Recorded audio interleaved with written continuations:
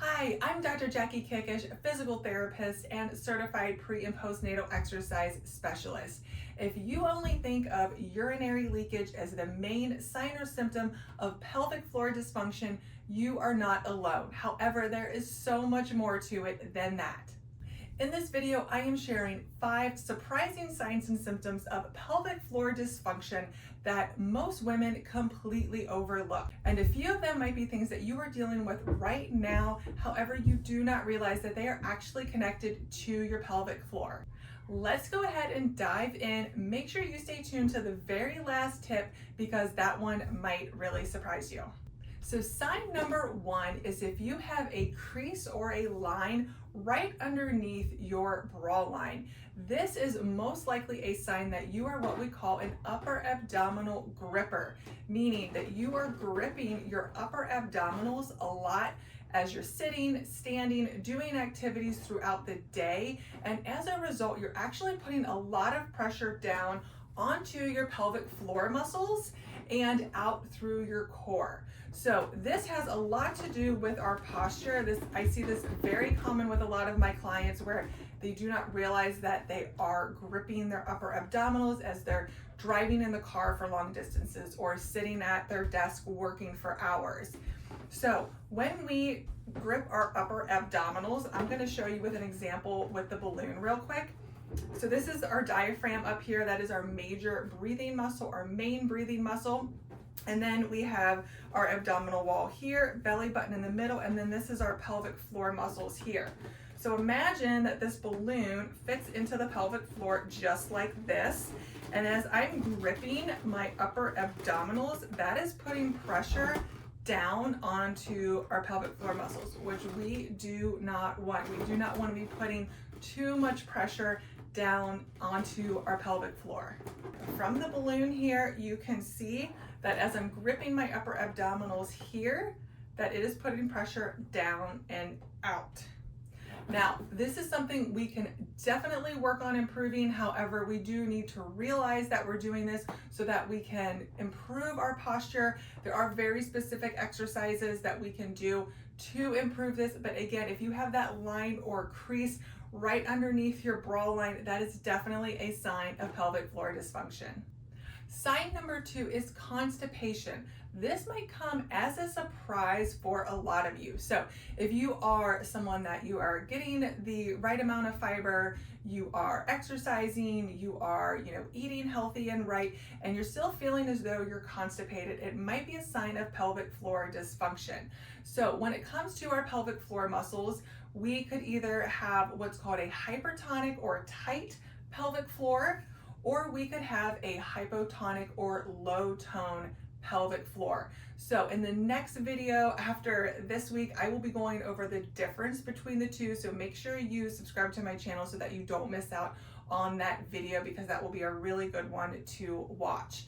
So for a lot of us, we have a tight posterior pelvic floor, and that is going to really make it difficult for the bowel movement to come out.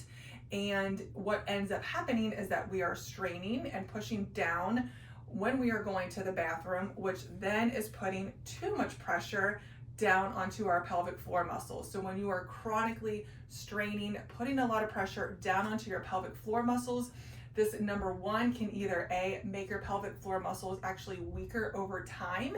And the second thing that can happen, which we definitely do not want, is called pelvic organ prolapse, where our pelvic organs actually descend from the anatomical area that they are supposed to be.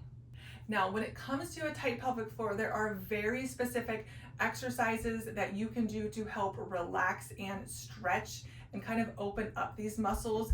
This is, again, why we do not want to always be doing Kegels, because you do not want to be tightening muscles that are already tight and in a shortened position. I go over this in detail in one of my previous videos, so I will make sure to link that below in the description. Sign number 3 is back and hip pain as well as pelvic pain. So this is something actually that is very common I see with a lot of my clients. And I'm going to explain why. So a lot of it does have to do with our posture. Obviously, our posture changes significantly during pregnancy. However, as you can see with this model, our spine, our hips, and our pelvis are all intimately connected with our pelvic floor and our pelvic floor muscles. So for a lot of us, and definitely for my clients, I actually find that they have a lot of tightness in the posterior pelvic floor muscles. And so we really need to work on stretching those, opening that up, and then that does provide some relief of their back and hip pain. Again, everything is very intimately connected.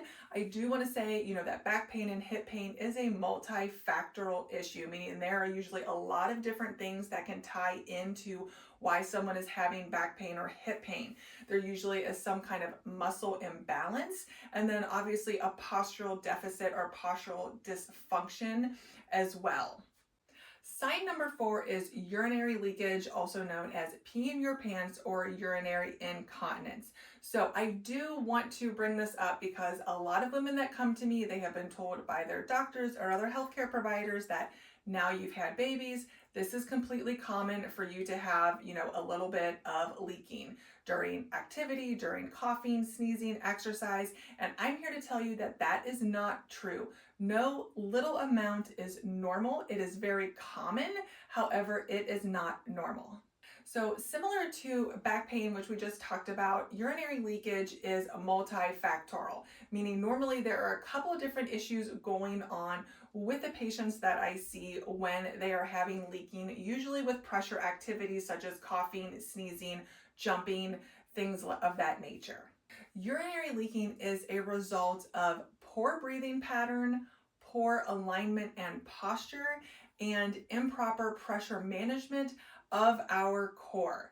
Now, if you do have urinary leaking or an abdominal separation, definitely grab my free core healing guide, which includes an exercise plan. You can get that below in the show notes, where I go over these 3 what I call core foundations or core essentials in detail. So we talk about breathing, posture and alignment, and pressure management. So if you do have leaking, make sure you grab that below. Again, you cannot, improve or completely reverse your urinary leakage until we address those 3 core foundations. Before we get to sign number 5, I do want to say that you can have urinary leakage with a tight or hypertonic pelvic floor and a hypotonic or low tone pelvic floor. Now, I will be going over the details of the difference between the two in my next YouTube video, so make sure you hit that subscribe button so that you do not miss out on that. And sign number 5 is if you are unable to get a deep breath in. So our diaphragm, again, the major breathing muscle that sits right at the bottom part of our rib cage, actually works together with our pelvic floor muscles every time we inhale and exhale. So if you are unable to get a deep breath in, and making sure that our rib cage and our diaphragm is expanding all the way around, meaning the front, the sides, and the back, that really means that something is off, and as a result, that is going to affect our pelvic floor muscles. So I want you to remember that our pelvic floor and our diaphragm is actually part of our core. It is actually the top and the bottom part of the core, what I call the core canister. So again, if you feel like you are unable to get a deep breath in, that means you do not have that 360-degree breathing, also known as diaphragmatic breathing, which we must have in order to heal pelvic floor dysfunction and heal a diastasis recti, also known as an abdominal separation. If you said yes to any one of these 5 signs or symptoms, please make sure you comment below. Let me know which one you are struggling with most and how I can help you. Again, make sure you hit the like and subscribe button so that you don't miss out on other great content like this, and I can't wait to see you in the next video.